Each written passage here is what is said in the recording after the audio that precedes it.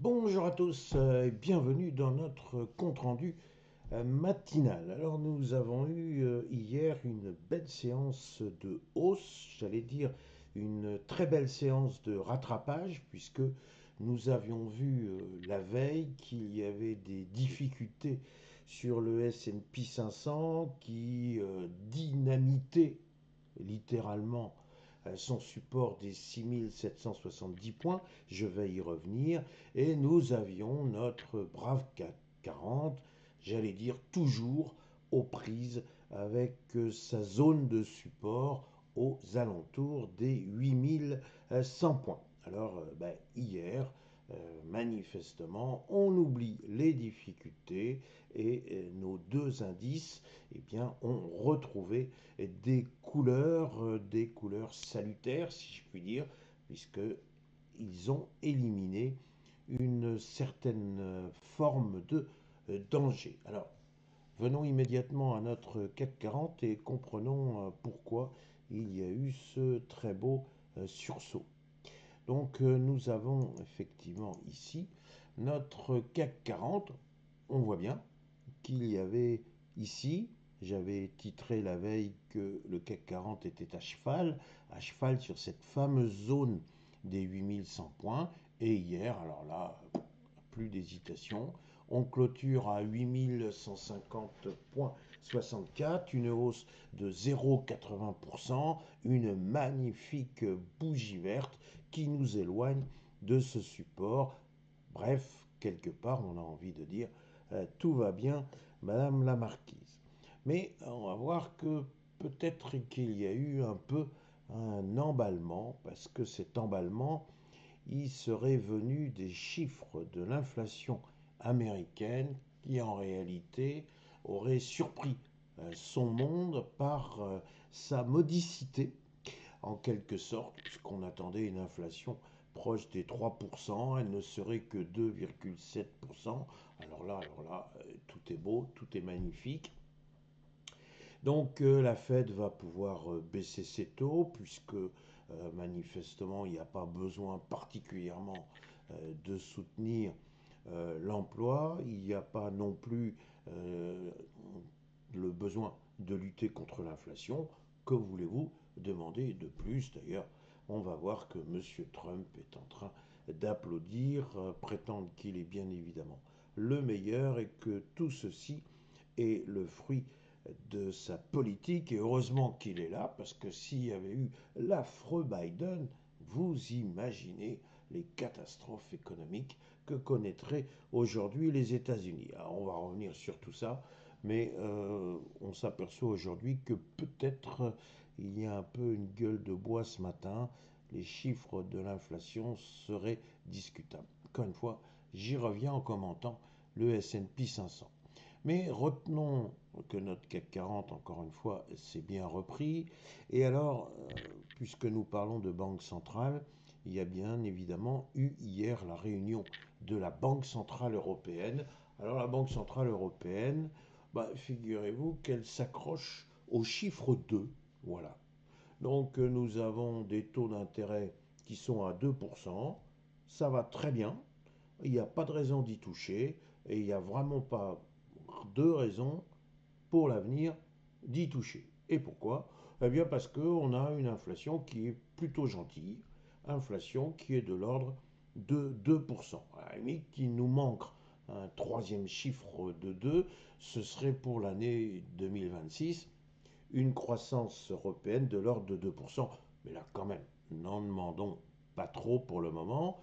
On a, j'allais dire, 2 sur 3. Et donc, eh bien, la BCE est très contente et Madame Lagarde va pouvoir partir bientôt quand son mandat s'achèvera. Et puis, il y a une forme aussi d'autosatisfaction. Tout va très bien. Bon, j'arrête là mon commentaire sur la décision de la Banque Centrale Européenne. Sachez simplement qu'il y a un certain nombre d'économistes qui disent que puisqu'il n'y a pas véritablement d'inflation, ça serait peut-être le moment de relancer la croissance européenne et donc de baisser les taux. Ce à quoi il a répondu, oui mais le mandat de la Banque centrale européenne, ce n'est pas de relancer la croissance, c'est uniquement de veiller à la stabilité monétaire. Bref, je referme, j'allais dire, la polémique, la discussion. Vous voyez qu'il y a deux écoles. Ne boudons pas notre plaisir, on est au-dessus des 8100 points. Espérons qu'il n'y ait pas de remise en cause de ce support. Alors si maintenant j'en viens à notre support, plus exactement à notre graphe du S&P 500, hier j'avais titré qu'il y avait eu une mauvaise cassure, très mauvaise cassure du fameux support des 6770 points. On voit cette grande bougie rouge où c'était effectivement très très grosse crainte, encore une fois, crainte liée à l'intelligence artificielle. Est-ce que on n'a pas trop valorisé le secteur technologique? Puis hier, encore une fois, alors là, miracle, coup du sort, les dieux sont avec le S&P 500, puisque, eh bien, il n'y aurait pas trop d'inflation aux États-Unis, ou plus exactement, une inflation plus basse que celle prédite par les fameux experts. Alors, ça a suffi pour que, hop, on remonte. Et avez-vous vu où nous nous situons désormais? Eh bien, très exactement, sur le support des 6770 points. Nous sommes à 6774 points 76. J'ai envie de dire, qui dit mieux? Alors, j'ai titré plus de peur que de mal avec un point d'interrogation. Alors, effectivement, puisque on se retrouve au-dessus du support, j'ai envie de dire, ouf, la perspective d'une grosse baisse en direction des 6500 points, eh bien, cette grosse baisse, on peut l'oublier pour le moment. Maintenant, il semblerait que ces fameux chiffres sur l'inflation soient sujets à caution. Pourquoi? Encore une fois, un effet un peu ultime, un peu retardataire du shutdown. Toutes les statistiques n'auraient pas été prises en compte. Par ailleurs, les statistiques pour novembre seraient incomplètes, voire faussées par le fameux Black Friday, puisqu'on sait qu'à cette époque de Black Friday, vous avez de nombreuses entreprises qui accordent des rabais très importants. Alors, ces rabais importants, bah oui, quelque part, ils font baisser l'inflation sur le mois de novembre. Donc, est-ce que nous avons vraiment un mois de novembre qui est tout à fait fiable? Ce n'est peut-être pas tout à fait certain.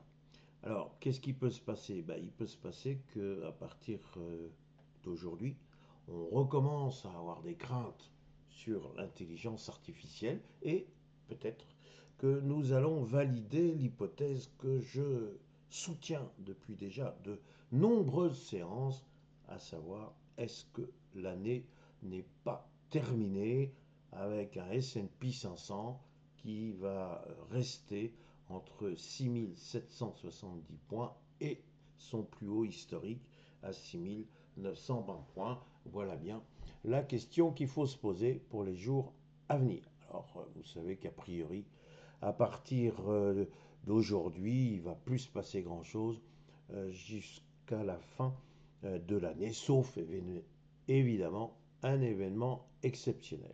Alors, si vous m'y autorisez, pour ma part, je vais m'absenter des marchés à partir d'aujourd'hui et je vous retrouverai avec un immense plaisir en 2026. Si bien évidemment il y avait un événement exceptionnel à commenter, je reviendrai entre Noël et le 1er janvier. Mais s'il ne se passe rien, encore une fois, je vais affiner mes activités pour 2026. Alors, qu'est-ce qu'il me reste à faire aujourd'hui? Vous souhaitez une bonne séance, mais ça, c'est presque de la routine. Mais surtout, vous souhaitez d'excellentes fêtes que j'espère vous passerez en famille, car qu'est-ce qu'il y a de plus important dans la vie que de se préoccuper de ses proches? Voilà, il me reste à vous dire un grand merci.